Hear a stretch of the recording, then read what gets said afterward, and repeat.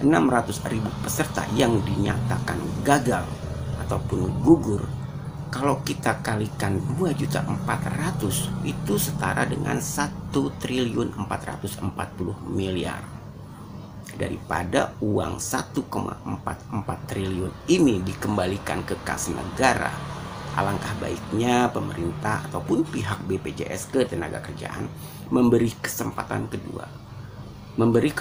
kedua kepada perusahaan untuk segera memperbaiki data yang tidak valid ini sebanyak 600.000.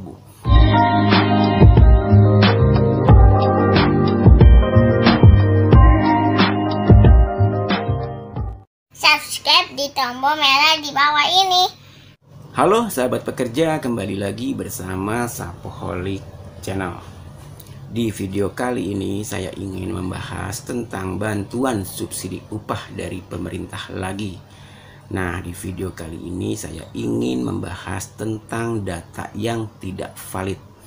Data yang telah dinyatakan oleh Bapak Agus Susanto pada konferensi pers pada tanggal 1 Oktober 2020 kemarin, di mana Bapak Agus Susanto telah menyatakan bahwa terdapat 2,4 data yang tidak valid. 2,4 juta tersebut terdiri dari 1,8 juta peserta itu gagal verifikasi kriteria persyaratan sebagai penerima bantuan subsidi upah.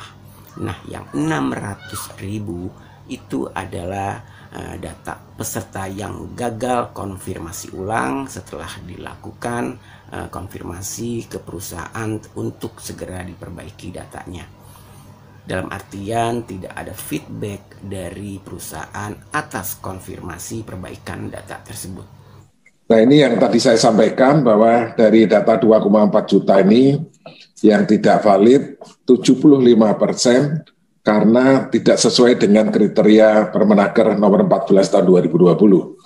Di antaranya adalah upahnya di atas 5 juta.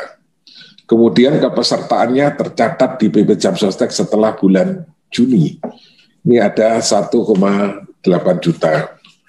Kemudian ada sebanyak 25% atau sebanyak 600.000 ini tidak valid karena gagal konfirmasi ulang. Jadi pada waktu kami lakukan validasi, ya tidak valid, kita kembalikan kepada perusahaan untuk dilakukan konfirmasi ulang atau perbaikan, namun hingga hari terakhir kemarin gagal konfirmasi ulang, artinya kami tidak menerima balikan dari koreksi tersebut, yaitu sebanyak 600.000. Sehingga total yang tidak bisa dilanjutkan, yang tidak kita serahkan, itu sebanyak 2,4 juta. Oke sahabat pekerja, jadi 600.000 yang tidak valid tersebut, dia adalah benar-benar peserta yang berhak atas bantuan subsidi upah. Saya tidak membahas yang 1,8 juta peserta karena itu jelas tidak berhak sama sekali atas bantuan subsidi upah karena tidak memenuhi kriteria persyaratan sesuai dengan Permenaker nomor 14 tahun 2020. Tapi yang 600.000 ini sudah jelas-jelas dia berhak atas bantuan subsidi upah sebesar 600.000 per bulan. Nah, anehnya pernyataan Bapak Agus Susanto menyatakan bahwa data ini adalah data gagal konfirmasi ulang. Yang jadi pertanyaan, apakah sudah dipastikan konfirmasi ulang ini sampai ke PIC HRD atau perusahaan? Apabila memang sudah disampaikan, penyampaiannya lewat apa? Apakah lewat email, lewat telepon, atau lewat media apa? Kita nggak tahu. Tapi yang jelas pernyataan ini 600.000 adalah data gagal konfirmasi ulang. Menurut saya, apabila PIC HRD ataupun perusahaan benar-benar sudah menerima konfirmasi data ulang untuk segera diperbaiki, saya rasa pihak HRD akan mensupport peserta karyawan untuk segera memperbaiki. Nah, saya juga bingung nih kenapa 600.000 data gagal konfirmasi ulang. Apakah tidak ada komunikasi antara BPJS dan perusahaan? Apakah pihak HRD cuek? Ataukah juga pembinanya, ya pembina BPJS juga kurang kooperatif ataupun kurang komunikatif untuk segera menghubungi PIC by telepon langsung. Jadi ketahuan data-data yang tidak valid yang mana. Oke sahabat pekerja, jadi 600.000 peserta itu bukan nilai sedikit. 600.000 peserta yang dinyatakan gagal ataupun gugur, kalau kita kalikan 2.400.000 itu setara dengan 1.440 miliar. Daripada uang 1,44 triliun ini dikembalikan ke kas negara, alangkah baiknya pemerintah ataupun pihak BPJS Ketenagakerjaan memberi kesempatan kedua kepada perusahaan untuk segera memperbaiki data yang tidak valid ini sebanyak 600.000. Menurut saya 600.000 peserta apabila pihak perusahaan diberi kesempatan kedua untuk memperbaiki tidak akan memakan waktu lama.